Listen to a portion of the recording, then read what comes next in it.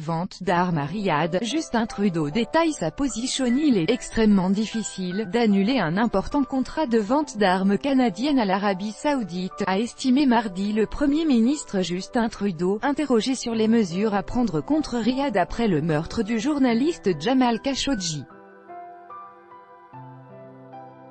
En attendant les résultats de l'enquête sur le meurtre du journaliste saoudien Khashoggi, Justin Trudeau s'est prononcé sur la possibilité d'annuler un important contrat de vente d'armes canadiennes à l'Arabie Saoudite.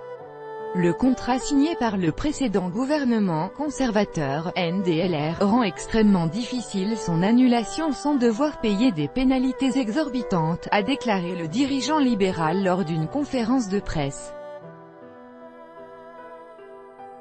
Nous étudions nos options, a-t-il déclaré, pressé d'indiquer si le Canada allait emboîter le pas à l'Allemagne, qui a suspendu ses ventes d'armes à Riyad et exhorté les Européens à faire de même. Nous déplorons le meurtre de Jamal Khashoggi, nous avons de grosses questions pour l'Arabie Saoudite sur ce qui s'est passé, a remarqué M. Trudeau. Il a rappelé que la ministre des Affaires étrangères Chrystia Freeland avait souligné samedi que les explications saoudiennes sur les circonstances de la mort du journaliste n'étaient pas crédibles, et qu'Ottawa a réclamé une enquête approfondie. Chrystia Freeland est en train de travailler avec nos partenaires dans le monde pour avoir plus de réponses et agir de façon concertée ensemble. C'est préoccupant de voir le meurtre d'un journaliste comme ça, a dit M. Trudeau.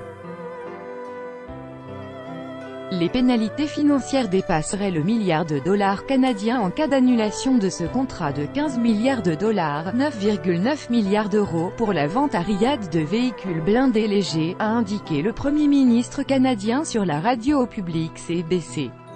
Cette commande, conclue en 2014, portait à l'origine sur 928 véhicules blindés légers, mais a été réduite à 742 en début d'année.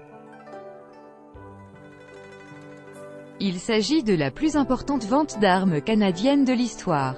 Ottawa avait exprimé l'an dernier des inquiétudes sur l'éventuelle utilisation de ces blindés légers dans des opérations de répression dans l'est de l'Arabie Saoudite et au Yémen.